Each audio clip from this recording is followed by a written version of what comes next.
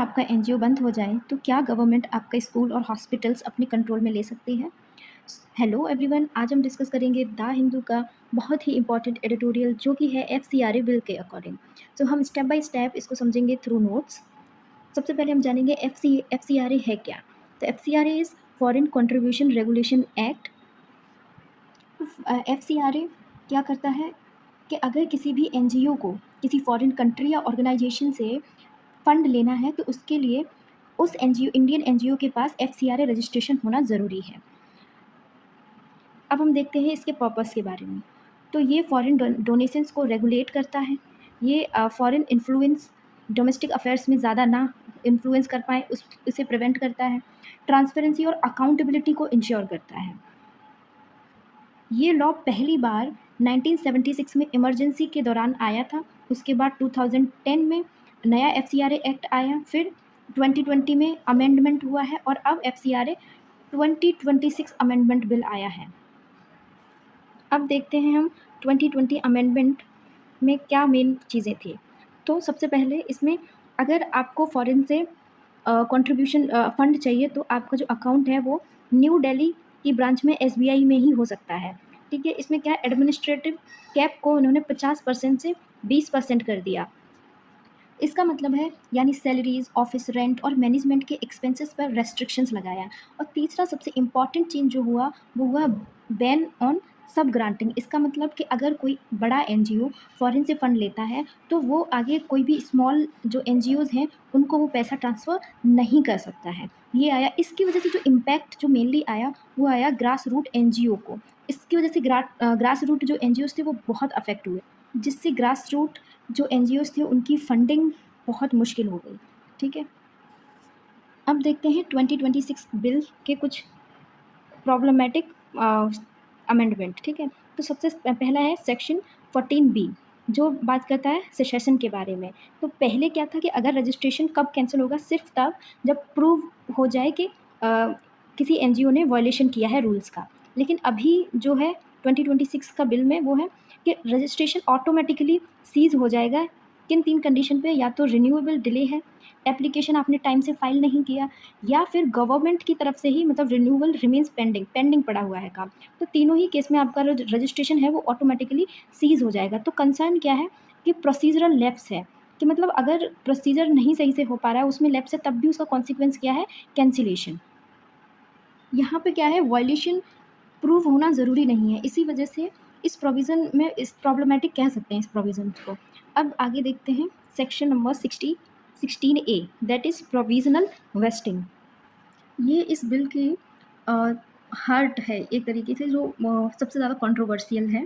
कि मान लीजिए कि एक एनजीओ के पास स्कूल है, हॉस्पिटल है, लैंड है, बिल्डिंग है, फंड्स हैं, और अगर एनजीओ का रजिस्ट्रेशन एंड हो जाता है तो अगर एनजीओ का रजिस्ट्रेशन एंड होता है तो ऑटोमेटिकली सेक्शन 16A ट्रिगर होगा, जिसमें क्या है कि उसके बाद एक गवर्नमेंट डेजिग्नेटेड अथॉरिटी कंट्रोल ले सकती है पूरे के पूरे एसेट पे। ये प्रोसेस कहलाता है, इसी प्रोसेस को बोलते हैं प्रोविजनल वेस्टिंग। इसका मतलब कि कंट्रोल गवर्नमेंट पे टेम्पररी हो जाता है। ठीक है, टेम्पररी गवर्नमेंट कंट्रोल कर रही है। यहाँ तक भी कुछ लोग कहेंगे कि ठीक है, लेकिन कंट्रोवर्सी यहाँ शुरू होती है कि अगर रजिस्ट्रेशन रीस्टोर नहीं हो पाया, ठीक है, तो अगर गवर्नमेंट क्या कर लेगी, फंड एसेट का टेक ओवर कर लेगी। लेकिन अगर रजिस्ट्रेशन रीस्टोर नहीं हुआ तो परमानेंट वेस्टिंग हो जाएगा, कि मतलब अब परमानेंटली गवर्नमेंट ही कंट्रोल करेगी।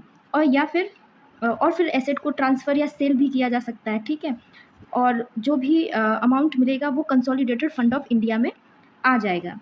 तो इससे क्या मेन प्रॉब्लम हो रहा है कि क्रिटिक का आर्ग्यूमेंट है कि जो donation poor children education health care के लिए दिया गया था वो अपने ओरिजिनल पर्पज से हट गया। तो ये क्या है, इसने डिफीट ही कर दिया है इंटेंट के डोनर। जो भी फॉरेन की कंपनीज है, ऑर्गेनाइजेशन हैं, वो जिस इंटेंट के साथ दे रही हैं वो इंटेंट ही खत्म हो जाता है यहाँ पे। ठीक है, अब आते हैं नेक्स्ट आगे।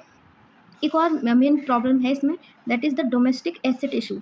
डोमेस्टिक एसेट इशू का मतलब क्या है कि अगर कोई भी एनजीओ है जिसके पास 30% जो है फॉरेन से कंट्रीब्यूशन था, 70% इंडिया से कंट्रीब्यूशन था, तब भी क्या हो जाएगा, प्रोविजनल वेस्टिंग लगेगी। पूरा का पूरा कंट्रोल अगर रजिस्ट्रेशन रिस्टोर नहीं हो पाया तो गवर्नमेंट के अंडर आ जाएगा। यहाँ पे ये नहीं देखा जा रहा है कि फॉरेन कंट्रीब्यूशन कितना है किसी एनजीओ के पास।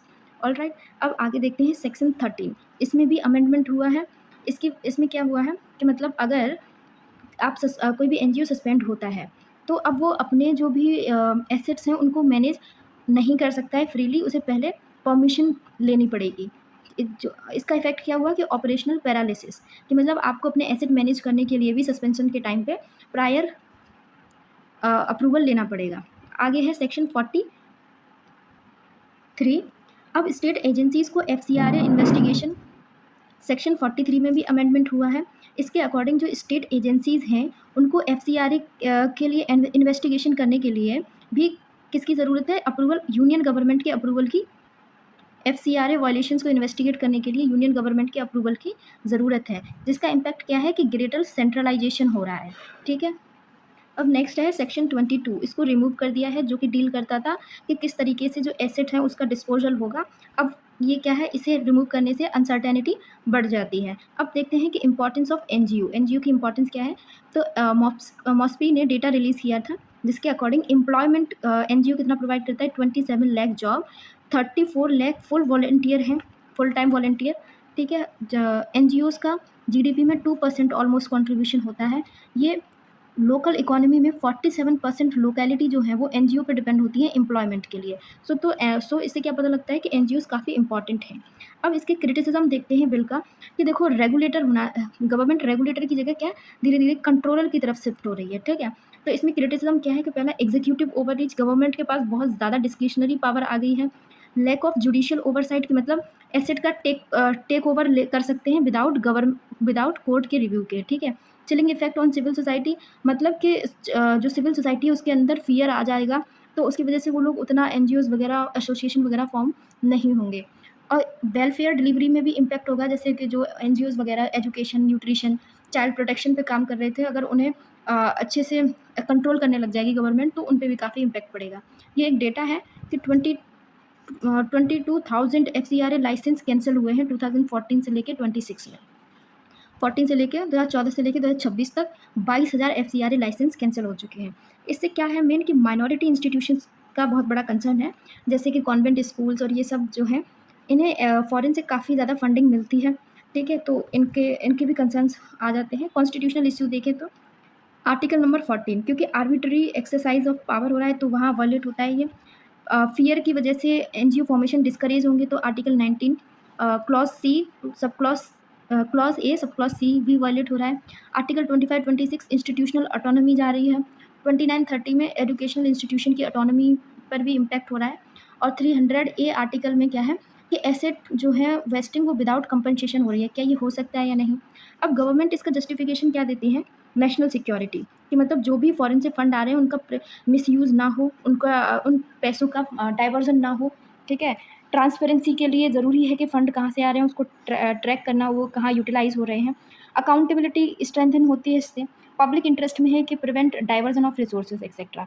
कंक्लूजन क्या है इस पूरे एडिटोरियल का? वो ये है कि रेगुलेशन ऑफ फॉरेन फंड बहुत लेजिटिमेट है, इसको तो करना ही है। नेशनल सिक्योरिटी हम इग्नोर नहीं कर सकते हैं। ठीक है, बट हमें क्या ज़रूरी है कि रेगुलेशन होना चाहिए, ड्यू प्रोसेस, जुडिशियल सेफगार्ड और इंडिपेंडेंट ओवरसाइट और प्रोपोर्शनल पेनल्टीज़ के साथ में, कि मतलब आप एकदम से कंट्रोलर ना बन जाएं। ठीक है, तो this is all about this.